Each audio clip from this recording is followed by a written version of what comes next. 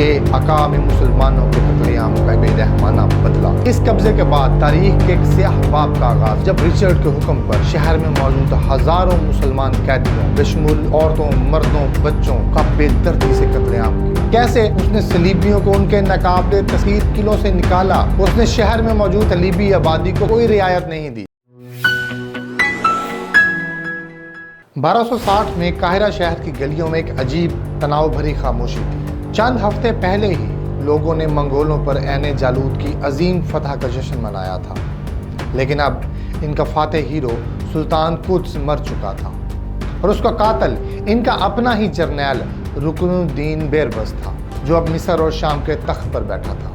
بیربس نے اقتدار تو حاصل کر لیا تھا، لیکن اس کا تخت کانٹوں کا بستر تھا۔ مملوک امیر جو اقتدار کے بھوکے بھیڑیوں کی طرح تھے، آپس میں سازشیں کر رہے تھے اور ایک دوسرے کے کان بھر رہے تھے۔ شام میں دمشق اور حلب جیسے بڑے شہروں کا ایوبی شہزادوں اور امیروں نے ایک قاتل اور غاصب کو اپنا سلطان ماننے سے انکار کر دیا تھا۔ مشرق سے منگول اپنی تاریخ کی پہلی بڑی شکست کا بدلہ لینے کے لیے اپنی فوجیں دوبارہ اکٹھی کر رہے تھے، اور مغرب میں فلسطین اور شام کے ساحل پر صلیبیوں کے ناقابل تسخیر قلعے جیسے کراک ڈیس شیولیئرز اور قلعہ صوف ایک نئے حملے کے انتظار میں کھڑے تھے۔ ایک غلام بچہ جو اپنی ذہانت اور تلوار کے زور پر بادشاہ بنا تھا، اب چاروں طرف سے دشمنوں میں گھرا ہوا تھا۔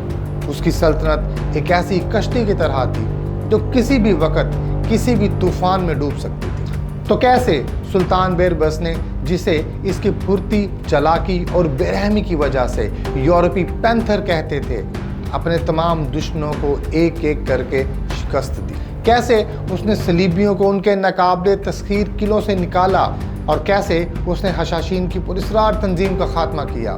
میں ہوں محمد ہارون، اور آج ہم تاریخ کے سب سے عظیم جنگجو سلطانوں میں سے ایک سلطان بیربس کی داستان مکمل کریں گے۔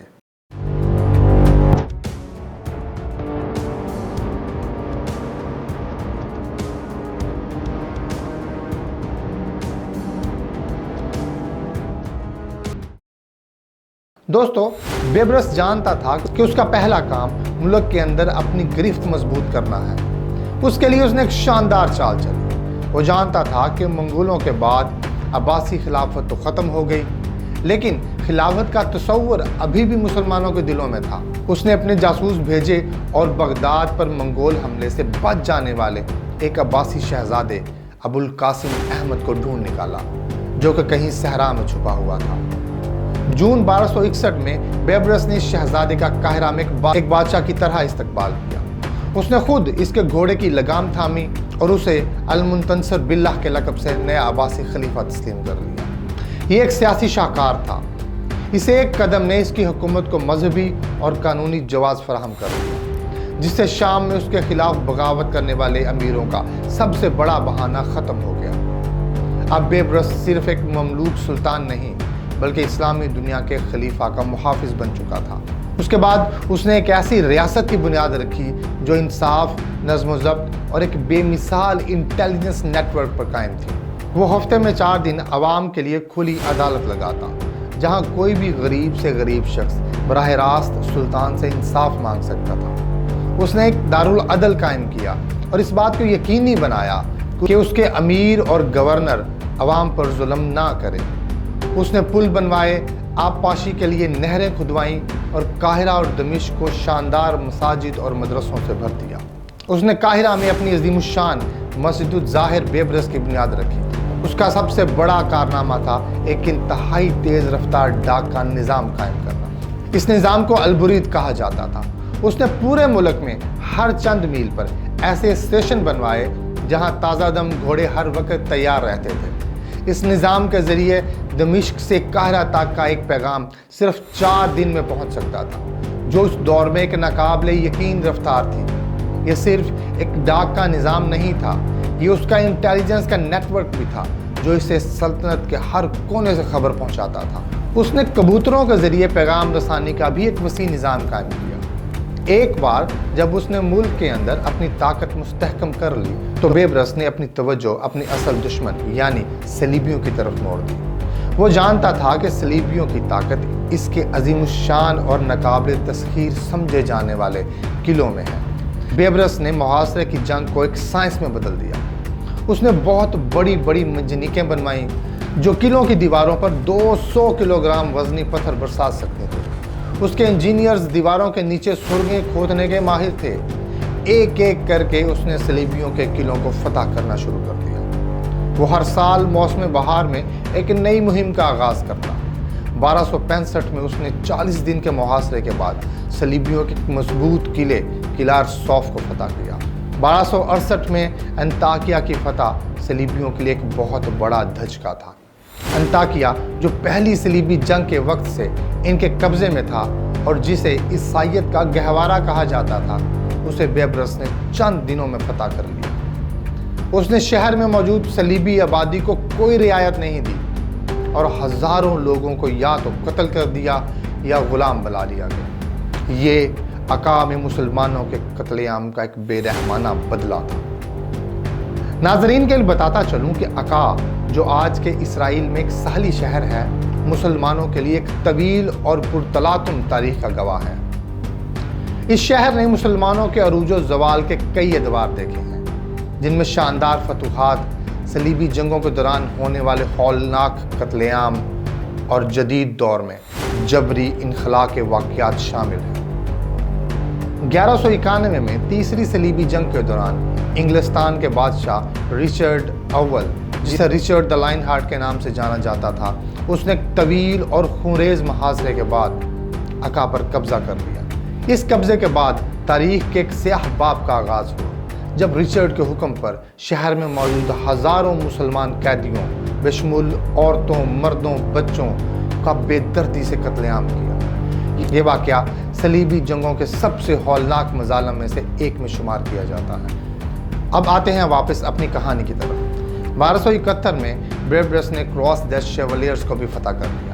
یہ تاریخ کا سب سے عظیم اور ناقابل تسخیر صلیبی قلعہ سمجھا جاتا تھا۔ یہ ایک پہاڑ کی چوٹی پر بنایا گیا تھا اور اس کی دیواریں دوہری تھیں۔ بیبرس نے اس کا محاصرہ کیا۔ جب وہ دیوار توڑنے میں ناکام رہا تو اس نے ایک چال چلی۔ اس نے ایک جعلی خط لکھوایا جو بظاہر طرابلس میں موجود صلیبیوں کے ایک بڑے کمانڈر کی طرف سے تھا اور اسے کبوتر کے ذریعے قلعے کے اندر بھیج دیا۔ اس خط میں قلعے کے محافظوں کو ہتھیار ڈالنے کا حکم دیا گیا تھا۔ خط کے مطابق ان تک کوئی مدد نہیں پہنچ سکتی۔ محافظ اس کے دھوکے میں آ گئے اور انہوں نے ہتھیار ڈال دیے۔ جس وقت بیبرس صلیبیوں سے لڑ رہا تھا، اسی وقت شام کے پہاڑوں میں ایک اور طاقت موجود تھی، اسیسنز یعنی حشاشین۔ یہ نظاری اسماعیلیوں کی وہ پراسرار تنظیم تھی جو سیاسی قتل میں اپنا ثانی نہیں رکھتی تھی۔ وہ ایک ریاست کے اندر ریاست تھی، جن کی کہانی آپ ہماری حشاشین سیریز میں دیکھ چکے ہیں۔ اگر نہیں دیکھی تو یہاں کلک کریں، ضرور دیکھیے گا، آپ کو پسند آئے گی۔ تو واپس آتے ہیں اپنی کہانی کی طرف۔ بیبرس جو خود ایک سازش کے ذریعے اقتدار میں آیا تھا، وہ اپنی سلطنت کے اندر ایک اور خفیہ طاقت کو برداشت کیسے کر سکتا تھا؟ اس نے بڑے منظم طریقے سے حشاشین کے قلعوں کو فتح کرنا شروع کر دیا۔ 1273 تک اس نے ان کے آخری اور سب سے مضبوط قلعہ مسیاف پر بھی قبضہ کر لیا۔ اس نے حشاشین کی سیاسی اور فوجی طاقت کو ہمیشہ کے لیے ختم کر دیا۔ سلطان بیبرس نے 17 سال تک حکومت کی۔ اس کا پورا دور حکومت ایک لامتناہی جنگ تھا۔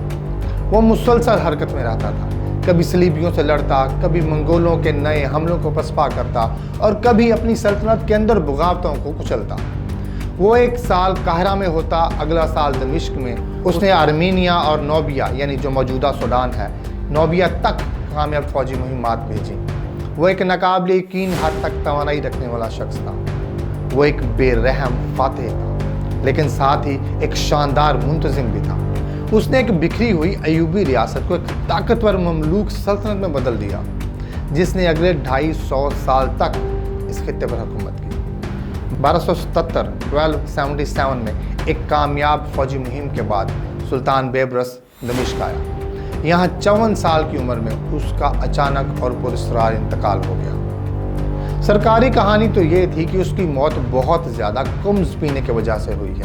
کمز ایک خاص قسم کی گھوڑی کے دودھ کی شراب ہوتی تھی جو مملوک عمرہ بہت شوق سے پیتے تھے، لیکن بہت سے مورخین کا ماننا ہے کہ اسے زہر دیا گیا تھا، شاید اس کے اپنے ہی کسی امیر نے جو اس کی طاقت سے خوفزدہ تھا۔ ستم ظریفی دیکھیے، وہ شخص جس نے اپنی زندگی تلوار اور سازش کے ذریعے گزاری، اس کا اپنا انجام بھی شاید ایک سازش ہی تھا۔ دوستو، رکن الدین بیبرس کی کہانی ایک غلام کی ناقابل یقین جدوجہد اور عروج کی داستان ہے۔ وہ ایک ایسا شخص تھا جس کا تاریخ نے پیدا نہیں کیا تھا، بلکہ اس نے خود تاریخ بنائی۔ اس نے دو ناقابل شکست طوفانوں، منگولوں اور صلیبیوں کو روکا اور اسلامی تہذیب کو بہت بڑی تباہی سے بچایا۔ وہ کوئی فرشتہ نہیں تھا، وہ ایک بے رحم اور شفاق حکمران تھا جس نے اپنے مقصد کے لیے ہر حربہ استعمال کیا، لیکن وہ بلا شبہ اسلامی تاریخ کے سب سے عظیم اور سب سے اہم جنگجو سلطانوں میں سے ایک تھا۔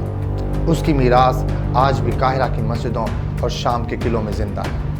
عظیم مسلم جنگجو پر مبنی یہ کہانی یہاں ختم ہوتی ہے۔ ہمیں امید ہے کہ آپ کا سفر دلچسپ رہا ہوگا۔ اگر آپ کو یہ ویڈیو پسند آئی ہے تو ویڈیو کو لائک کریں، اس چینل کو سبسکرائب کریں اور اپنے دوستوں کے ساتھ شیئر کریں۔ اگر آپ کوئی اور اسلامی تاریخ کے ریلیٹڈ کوئی ویڈیوز یا کوئی کہانیاں دیکھنا چاہتے ہیں تو ہمیں کمنٹس میں بتائیں۔ بہت شکریہ۔